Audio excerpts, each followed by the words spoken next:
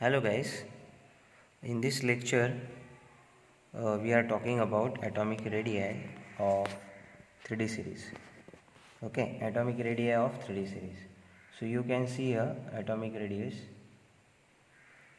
तो यहाँ पे मैंने एटॉमिक रेडियस पिकोमीटर में लिखा है हर एक का 164 पिकोमीटर, 147, 135, 129, 127, राइट. सो मैग्नीज तब आप देख सकते हो तो atomic radius left to right decrease हो रहा है. यहाँ पे आप देख सकते हो कि कांस्टेंट है और यहाँ पे आप देख सकते हो कि इंक्रीज हो रहा है. तो आप सिंपली ये एटॉमिक रेडियस एक सेकेंड में या एक मिनट में कैसे बोल सकते हो, सीधा आप एक ग्राफ निकालो कुछ ऐसे. ठीक है. सो ये ग्राफ हमेशा ध्यान में रखना. Scandium, titanium, vanadium, chromium, manganese, Fe, cobalt, निकल, कॉपर एंड जिंक. तो ये ऐसे ग्राफ जाता है. ठीक है. सो स्कैंडियम से मैग्नीज तक एटॉमिक रेडियस इंक्रीज हो जाता है, बाद में डिक्रीज हो जाता है, बाद में कांस्टेंट रहता है और बाद में इंक्रीज हो जाता है. ये क्यों होता है ऐसे, तो हम लोग देखते हैं. तो स्कैंडियम में आप देख सकते हो 3d1 4s2, राइट. सो यहाँ पे 3d1 4s2 में ये 3d है और ये 4s. 3d1 ये एक इलेक्ट्रॉन, 4s ये दो इलेक्ट्रॉन्स. तो यहाँ क्या हो रहा है, क्या ये न्यूक्लियस का इन दो इलेक्ट्रॉन पे अट्रैक्शन होगा? जी हाँ, डेफिनेटली होगा. सो जब अट्रैक्शन ज़्यादा है देन रिपल्शन. सो अट्रैक्शन ज़्यादा है तो साइज़ कम हो जाएगी ना, साइज़ कम हो जाएगी अट्रैक्शन ज़्यादा है तो.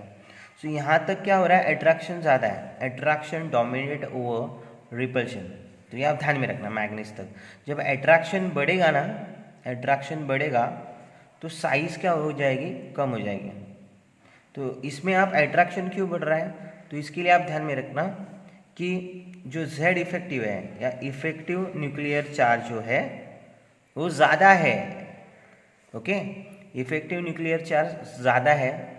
सो आउटर इलेक्ट्रॉन के ऊपर अट्रैक्शन बढ़ रहा है. As a result of which atomic size is decrease. यहाँ पे दो इफेक्ट काम आते हैं. फर्स्ट जो इफेक्ट है वह है Z effective, that is your effective nuclear charge. और सेकेंड जो है वो है poor screening. Okay, poor screening 3D में हो जाता है. डी ब्लॉक कॉन्ट्रैक्शन आप जानते हो कि यहाँ पे क्या हो रहा है, यहाँ पे जितने इलेक्ट्रॉन्स हैं, सपोज मैंने यहाँ पे लिया, ये मेरे पास ऐसी कंडीशन है, Fe कोबाल्ट निकल की बात कर रहा हूँ मैं, Fe कोबाल्ट निकल. सो यहाँ पे न्यूक्लियस का अट्रैक्शन भी जितना है उतना रिपल्शन भी है. सो जितना अट्रैक्शन है उतना रिपल्शन है, तो क्या हो जाएगा, एटॉमिक रेडियस कांस्टेंट हो जाएगा. तो आप देख सकते हो 126, 125, 125. और एंडिंग में क्या हो रहा है, एंडिंग में कॉपर और जिंक में 3d10 आ जाता है ना. मतलब क्या हो जाता है बच्चों, ये न्यूक्लियस है. तो यहाँ पे इलेक्ट्रॉन्स 1 2 3 4 5 6 7 8 9 10 इलेक्ट्रॉन्स आ जाएंगे और यहाँ पे दो इलेक्ट्रॉन्स. तो क्या हो जाएगा, ये जो न्यूक्लियस है इन दो इलेक्ट्रॉन पे अट्रैक्शन नहीं करेगा, इन दो इलेक्ट्रॉन पे अट्रैक्शन नहीं करेगा, बिकॉज उसके पास कितने अभी 10 इलेक्ट्रॉन्स है यहाँ पे. 1 2 3 4 5 6 7 8 9 10, 10 इलेक्ट्रॉन्स है. तो ये न्यूक्लियस का इन इलेक्ट्रॉन पे अट्रैक्शन नहीं होगा. सो अट्रैक्शन नहीं होगा तो रिपल्शन हो जाएगा, बिकॉज ये इलेक्ट्रॉन सेम चार्ज है ना. तो इलेक्ट्रॉन रिपल्शन हो जाएगा और इस साइज़ क्या हो जाएगी, बढ़ जाएगी. इसके लिए 128 एंड 137.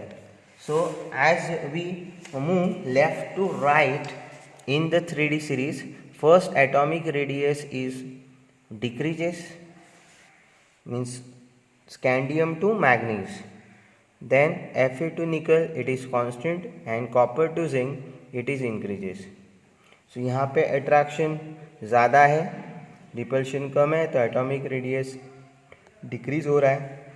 यहाँ पे आप देख सकते हो attraction and repulsion same, so atomic radius is constant. और यहाँ पे आप देख सकते हो कि repulsion is more than attraction. Repulsion क्यों हो रहा है, बिकॉज 3d10 सब इलेक्ट्रॉन आ गए, तो इसके लिए एटॉमिक रेडियस जो है वो बढ़ रहा है. ये जो सीरीज़ है बच्चों, ये 3D सीरीज़ जो मैंने यहाँ पे दिया है, तो यहाँ पे ये ग्राफ ध्यान में रखना कि ये स्कैंडियम है, ये टिटेनियम है, मतलब एटॉमिक रेडियस डिक्रीज हो रहा है. सपोज ये ग्राफ है ऐसे, एटॉमिक रेडियस क्या हो रहा है, decrease. So scandium zinc scandium, titanium, vanadium, chromium, manganese. यहाँ तो एटॉमिक रेडियस डिक्रीज हो रहा है। ये जो तीन है Fe, कोबाल्ट, निकल, यहाँ पे तीनों का एटॉमिक रेडियस कांस्टेंट है। और copper and zinc then atomic radius is increases. Okay, so ये ग्राफ आप ध्यान में रखना। ये ग्राफ हमारी बुक में भी दिया है उन्होंने, ठीक है। सो इसके लिए आप लिखोगे क्या, ये जो मैं फिर से रिपीट कर देता हूँ, जो 3D सीरीज़ में हम लोगों ने देखा है वही 4D सीरीज़ और 5D सीरीज़ में सेम होगा।